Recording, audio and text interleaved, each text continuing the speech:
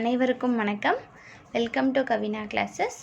நம்ம இந்த வீடியோவில் எதை பற்றி பார்க்க போகிறோம் அப்படின்னு பார்த்தீங்கன்னா, டிஎன்பிஎஸ்சி எக்ஸாமினேஷனில் லேட்டஸ்ட்டாக கேட்ட ரீசனிங் டாப்பிக்கில் இருக்கிற ப்ரீவியஸ் இயர் கொஷின் தான் பார்க்க போகிறோம். ஸோ இந்த சமயம் எப்படி ஈஸியாக ஷார்ட்கட்டில் சால்வ் பண்ணலாம் அப்படிங்கிறத பார்க்கலாம் வாங்க. என்ன கொஷின் கொடுத்துருக்காங்க? கொடுக்கப்பட்ட படத்தில் விடுபட்ட எண்ணின் மதிப்பை காண்க அப்படின்னு சொல்லியிருக்காங்க. அதாவது என்ன சொல்கிறாங்க அப்படின்னு பார்த்தீங்கன்னா, நம்மளுக்கு கீழே ஒரு சர்க்கிள் டயக்ராம் கொடுத்துருக்காங்கல்ல, அதில் ஒரே ஒரு இடத்துல மட்டும் நம்மளுக்கு கொஷின் மார்க் போட்டிருப்பாங்க.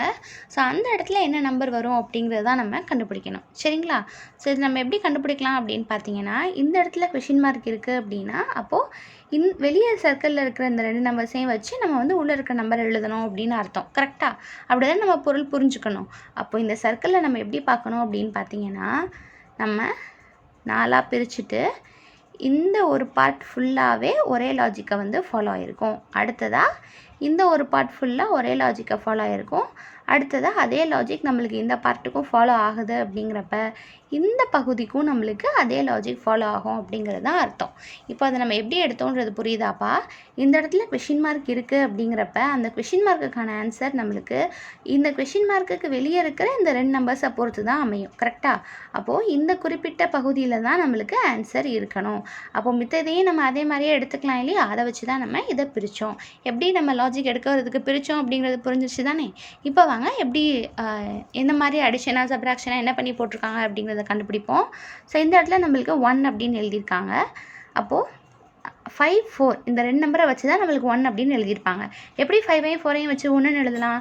5 - 4 1ன்னு எழுதலாமா? அப்போ ரெண்டையுமே மைனஸ் பண்ணி நம்மளுக்கு 1 அப்படின்னு எழுதியிருக்காங்க. ஓகேவா? இதே லாஜிக் அடுத்ததுக்கு ஃபாலோ ஆகுதா அப்படின்னு பார்க்கலாம். இந்த இடத்துல 11 இருக்குது, 8 இருக்குது. 11 8 மைனஸ் பண்ணால் என்ன வரும்? நம்மளுக்கு 3 அப்படின்னு கிடைக்கும். ஆனால் இங்கே 3ன்னு எழுதாமல் 27 அப்படின்னு எழுதியிருக்காங்க. அப்போது 3ஐ வச்சு நம்மளால் 27 எழுத முடியுமா? எப்படி எழுதலாம் அப்படின்னு பாருங்கள். 3 கியூபை நம்ம வந்து 27 அப்படின்னு எழுதலாமா? ஏன் 3 × 9 அப்படின்னு எழுதக்கூடாதா அப்படின்னு நீங்கள் கேட்கலாம். 9 3 0 27 தானே வரும். 9ஆல் மல்டிப்ளை பண்ணி எழுதியிருக்காங்க அப்படின்னு சொல்லலாம் தானே? அப்படி நம்ம சொல்லக்கூடாது. ஏன்னு பார்த்தீங்கன்னா, நம்மளுக்கு ஃபஸ்ட்டு பாக்ஸில் என்ன வந்தது? 5 - 4 1 அப்படின்னு வந்தது. அந்த இடத்துல 9ஆல் மல்டிப்ளை பண்ணியிருந்தாங்க அப்படின்னா அங்கே நம்மளுக்கு 9ன்னு இருந்திருக்கணும். இந்த இடத்துல நம்ம 1 அப்படின்னு மைனஸ் பண்ணி வந்த ஆன்சரை க்யூப் பண்ணியிருந்தாங்க அப்படின்னா 1 ³ 1னே ஆன்சர் கிடச்சிருக்கும். அதனால இங்கே 1ன்னு எழுதியிருக்காங்க அப்படிங்கிற லாஜிக் தான் ஃபஸ்ட் ஒனுக்கு செட் ஆகும்.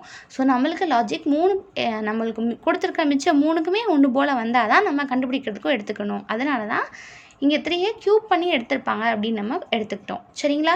எதனால 3 × 9 எடுக்கலை, எதனால க்யூப் எடுத்தோம் அப்படிங்கிற இப்போ தெளிவாக புரிஞ்சிச்சா? அப்போ இப்போ லாஜிக் என்னங்கிறத ஓரளவு நம்ம கண்டுபிடிச்சிட்டோமா? வெளியே இருக்கிற நம்பரையும் மைனஸ் பண்ணியிருக்காங்க. ஆன்சர் 1ன்னு வருது. 5 - 4 அந்த 1ஐ க்யூப் பண்ணியிருக்காங்க. 1 க்யூபோட வேல்யூ 1. அதை தான் உள்ளே எழுதியிருக்காங்க. கரெக்டாக? அதே மாதிரி தானே நம்மளுக்கு இங்கேயும் வருது. 11 - 8 நம்மளுக்கு 3ன்னு கிடைக்கிது. 3ஐ க்யூப் பண்ணியிருக்காங்க. 27ன்னு கிடைக்கும். அதை தான் உள்ளே எழுதியிருக்காங்க. ஓகேவா? இங்கே பாருங்கள்.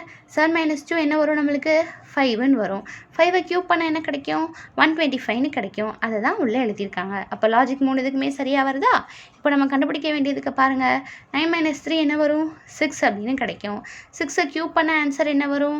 6 ஸ்கொயர் பண்ணால் 36 வரும். அப்போ 36 × 6 என்ன வரும் அப்படின்னு போடணுமா? அவசியம் கிடையாது. 6ஐ க்யூப் பண்ணோம் அப்படின்னாலே நம்மளுக்கு அதோட ஆன்சர் நம்மளுக்கு 6 அப்படின்னு தான் முடியும். அப்படிங்கிற சின்ன ஷார்ட்கட் தெரிஞ்சாலே போதும், ஈஸியாக ஆன்சர் எடுத்துடலாம். ஆப்ஷனில் பார்த்தீங்க அப்படின்னா ஒரே ஒரு ஆப்ஷன் மட்டும் தான் நம்மளுக்கு 6ல் முடியுது. அப்போ அதுதான் கன்ஃபார்மாக ஆன்சராக இருக்கும். அப்போது ஆப்ஷன் சியில் கொடுத்துருக்காங்க இல்லையா? 2 and 6 அப்படிங்கிறது தான் நமக்கான கரெக்டான ஆன்சர். சரிங்களா? நம்ம வந்து மல்டிப்ளை பண்ணி போடணும் அப்படிங்கிறது அவசியம் கிடையாதுப்பா. இந்த மாதிரி சின்ன சின்ன ஷார்ட்கட்ஸ்லாம் தெரிஞ்சுக்கணும் அப்படின்னாலே நம்ம சம்மை வந்து ஈஸியாக சால்வ் பண்ண முடியும். 6 க்யூபோட ஆன்சர் நம்மளுக்கு 6ன்னு தான் முடியும். அதனால நம்ம சி ஆப்ஷனை சூஸ் பண்ணிட்டோம். மல்டிப்ளை பண்ணி போடுறதா இருந்தாலும் நம்மளுக்கு 2 and 6 தான் ஆன்சராக கிடைக்கும். ஓகேவா? ஸோ எப்படி நம்ம இந்த லாஜிக்கை பிடிச்சி எப்படி நம்ம கண்டுபிடிச்சோம் அப்படிங்கிறது உங்களுக்கு அண்டர்ஸ்டாண்ட் ஆகிருக்கும் இல்லையா? ஸோ இதே மாதிரியே ரெகுலராக நம்மளுக்கு சம்ஸ் ப்ராக்டிஸ் பண்ணி பார்க்கணும் அப்படின்னா நம்மளோட சேனலை சப்ஸ்கிரைப் பண்ணிக்கோங்க. நம்மளோட பிளேலிஸ்ட்டில் ரீசனிங்கோட ஷார்ட்கட் சம்ஸ் அண்ட் மேக்ஸோட ஷார்ட்கட் சம்ஸ் இருக்குது. அதை பார்க்காதவங்க அதையுமே செக் பண்ணி பாருங்கள். உங்களோட ப்ரிப்ரேஷனுக்கு ரொம்ப யூஸ்ஃபுல்லாக இருக்கும். வீடியோ பிடிச்சிருந்தது அப்படின்னா வீடியோக்கு ஒரு லைக் கொடுங்க, உங்கள் ஃப்ரெண்ட்ஸ்க்கும் ஷேர் பண்ணுங்கள். அடுத்த வீடியோவில் அடுத்த சம்மோட பார்க்கலாம். தேங்க்யூ.